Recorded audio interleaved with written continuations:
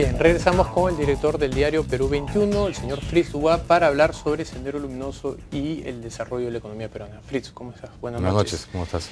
Tú has estado siguiendo muy de cerca a través del diario el resurgimiento, no sé si deberíamos de usar esa palabra de Sendero Luminoso o si es una nueva etapa post-1992, ¿no?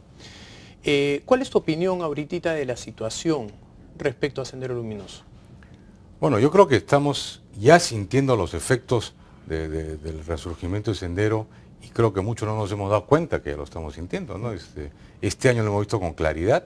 Hay dos impactos claros que pueden poner en riesgo el crecimiento en el mediano plazo. Uno es el tubo de Camisea. Las acciones en el BRAE de Sendero han hecho que se haya suspendido desde marzo las labores de expansión del tubo. No tienen visto de ser retomadas, no hay ni siquiera un programa de retomar la expansión. Y eso quiere decir que el 2015, 2014, 2015 hay un riesgo de que no haya gas en Lima para poder alimentar las nuevas plantas de generación eléctrica que se están construyendo en Chica. Por lo tanto, podríamos terminar con un cuello de botella en materia de generación eléctrica. Que puede calzar además con un déficit de energía que va a haber en el norte, ¿no? A partir del 2016.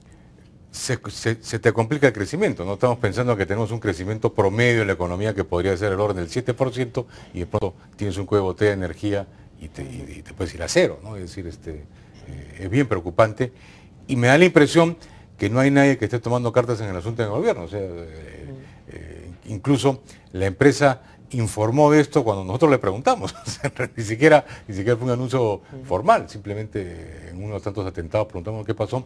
Estuvieron los trabajadores de la empresa reclamando sus beneficios sociales y bueno, qué pasó con la expansión, ¿no? Y otro tema es CONADRE, SUTEP y los frentes regionales, ¿no? Claramente Sendero está involucrado en todos. Para mí es evidente que el radicalismo del SUTEP de los últimos meses es una respuesta de Patria Roja a tratar de mantener el liderazgo sin ninguna duda, frente al Sendero, que es mucho más radical, ¿no? Y una eso nos va a costar los voceros de Sendero sostienen que lo que ocurre en el BRAEM no es Sendero, que Sendero lo que está hoy día es en una nueva etapa, que es la de Movadef, y que lo del BRAEM sería en todo caso narcoterrorismo y ellos lo denuncian. ¿Tu percepción cuál es? No, son senderistas, más aún uno tendría que preguntarse cómo se financia Movadef, cómo se financia CONADRE. Todavía CONADRE no tiene lo que tiene Patria Roja, que es el manejo de la derrama magisterial, por lo tanto evidentemente tiene fuentes de ingreso de alguna parte, y uno diría, bueno, claramente el BRAE, o fue en su momento el Guayaga, originalmente Sendero mandó cuadros a esas zonas para generar liquidez.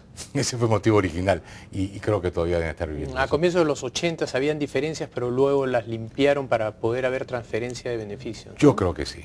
A mí eso que me digan, no somos ellos, son diferentes, me parece bien poco creíble, ¿no? El hecho real es que los tienen una ideología muy similar.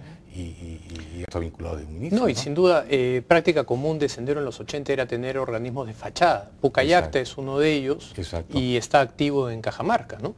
Exacto, y están replicándolo. Y son muchos los mismos actores, ¿no? En realidad, lo que ha realmente permitido el resurgimiento de Sendero es que 3.500 condenados han sido liberados en los últimos años.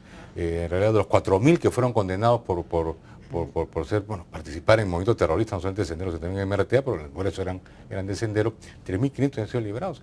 Y hay gente que es relativamente joven, fueron capturados en los 90, salen a los 40 años de la cárcel, nadie le va a dar empleo, o sea, y en Perú hablar de política de resocialización en la cárcel, en realidad es una broma de mal gusto, ¿no? Las cárceles con la justa pueden alimentar a los presos, ¿no? Por lo tanto, no tiene una política de buscarles empleo, nada por el estilo. Por lo tanto, al final, toda esta gente inevitablemente regresa a Sendero. Es la única gente que lo acepta, es el único grupo social que lo está aceptando. Por lo tanto, son cuadros experimentados, que ya incluso han vivido la experiencia de la cárcel y están regresando. No todos a hacer actividades ilegales, pero sí a participar en sindicalismo, a ver el tema de los frentes regionales, que es donde cada día hay mayor participación, y eventualmente sí han habido más de un caso de gente en el BRAE que resultaron haber sido liberados, ¿no?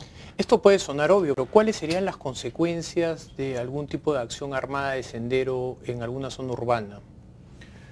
bueno, se te cae la confianza en la noche a la mañana, ¿no? Hasta ahora el tema de Sendero no ha impactado en las expectativas empresariales ni la confianza, por ejemplo, el exterior, porque está focalizado en el tema del BRAE, lo que es violencia, lo que tenemos en Conares, como que la gente no lo ve todavía como... Y lo que ocurrió en Ancón. Como un gran riesgo, no lo han tomado tan en serio. Incluso en el caso de Ancón, las primeras noticias eran que eran traficantes de terrenos, que no eran necesariamente senderistas. Después se fue conociendo más detalle que sí estaban involucrados al Movadef. Por lo tanto, todavía no, me parece que ni el mercado, ni la mayoría de la población siente como que el tema está cercano, ¿no? Todavía es BRAE, digamos, el BRAE podría ser para mucha gente en el Perú prácticamente otro país, es decir, está tan alejado de su realidad que no lo siente muy cercano. Pero el día que hay un atentado, digamos, en alguna ciudad así, la figura cambia dramáticamente, y ahí sí creo que impactaría seriamente las expectativas tanto del inversionista afuera como del empresariado local, ¿no? Y en el Perú, como tú bien sabes, el crecimiento económico es 90% expectativa, ¿no? La gente entra en depresión, empieza a perder el optimismo y lo vemos en cada campaña electoral.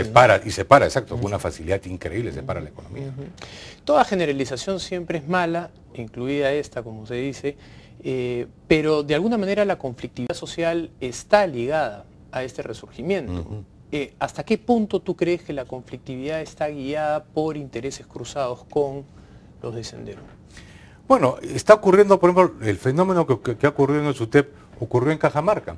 Originalmente Santos se suponía que iba de alguna manera a buscar algún tipo de acercamiento, y resultó que Saavedra, que bueno, que no es Sendero pero que viene de la fila de MRTA, él es radical. Y él, por tratar de no perder el liderazgo frente al radical, terminó radicalizándose aún más. Incluso hay más radicales que Saavedra. Y incluso hay más radicales que Saavedra. Y el próximo año, yo mucho me temo, lamentablemente, que con la mala señal que ha dado el gobierno en Conga, vamos a tener por lo menos 3 o 4 conflictos adicionales. La gente ya percibió que hay debilidad en el gobierno y van a empezar a salir nuevamente. Y en el 2014 elecciones regionales. Y en el 2014 elecciones regionales, por lo tanto, los primeros semestres, el segundo trimestre del próximo año y el 2014 van a ser serios en materia. ¿Hay alguna capacidad de que estas personas se integren a las fibras políticas a través de partidos o comités regionales? Bueno, claro, en las elecciones regionales hoy en día prácticamente el 80% de las regiones están dominadas por frentes regionales. Los partidos tradicionales no tienen mayor participación. Ya en esta última elección hemos tenido 3 o 4 presidentes bien radicales, tipo Santos, que entraron. Habría que ver si en la próxima elección. Y ahí falta una reforma política. Hablaba de la segunda vuelta para las regiones, de la necesidad de no reelección. Todo se acaba en tintero. Cada vez que hay elecciones regionales, uno se preocupa por el radicalismo de la gente que está ingresando, pero nunca se hacen las reformas políticas. Y esta falta de respuesta pareciera que es histórica, ¿no? A Abimael Guzmán se le capturó 6 veces entre 1964 y 1980. Y después se les han liberado, ¿no? No, sí, tenemos una gran capacidad de dispararnos al pie continuamente. Bueno, te agradezco muchísimo por tu visita, Feritz. Gracias por la invitación.